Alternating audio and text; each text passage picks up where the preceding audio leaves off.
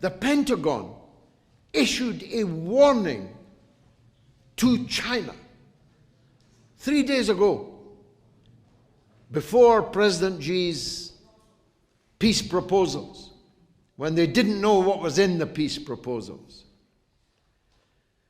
There will be consequences for China should it decide to deepen its relations with Russia. Think of the arrogance, first of all, of that. We'll come to the stupidity. But think of the arrogance of one superpower threatening a second superpower with consequences were it to decide to have more friendly relations with a third party. The sense of exceptionalism you must feel to think you're entitled to do that, to think you're entitled to warn other countries who they can be friends with. But let's turn to the stupidity of it. You know, from Richard Nixon and Henry Kissinger onwards, it was the policy of the United States to keep Russia and China as far apart as it was possible to keep them, and if possible, to keep them at each other's throats. In the last few years, the policy of the United States and NATO has made Russia and China virtually one country, certainly militarily and economically one country. And now they think China is going to obey orders from somebody called Antony Blinken. The days when China could be ordered around by foreigners is over.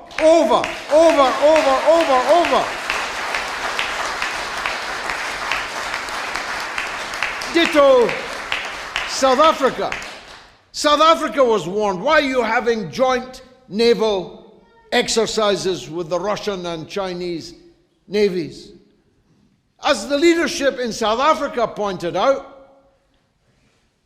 when you Western colonialist countries were supporting the apartheid dictatorship in South Africa, the only countries that stood with us were Russia and China. And you want us to consider them our enemies? I'm so old, I was there. Every dinner that the African National Congress fighters ate in the bush came from Russia. Every uniform they had, every gun that they carried, every international initiative, campaign that they were able to mount to bring about the freedom of South Africa came from the then Soviet Union and from China. And now you want South Africa to be an enemy of Russia and China? Are you crazy? And South Africa has said no. India has said no. Iran has said no. Latin America, from north to south, has said no. Asia has said no. The Arab worlds, even the Saudis and the kings and the sheikhs in the desert have said no. The world is not against Russia and China. Don't imagine you speak for the world. The West, if you include it in it, countries that are very definitely not in the West. The last time I looked at the globe, Australia is not in the West. New Zealand is not in the West. But even if you allow them to call themselves the West, is 13% of the people of the world.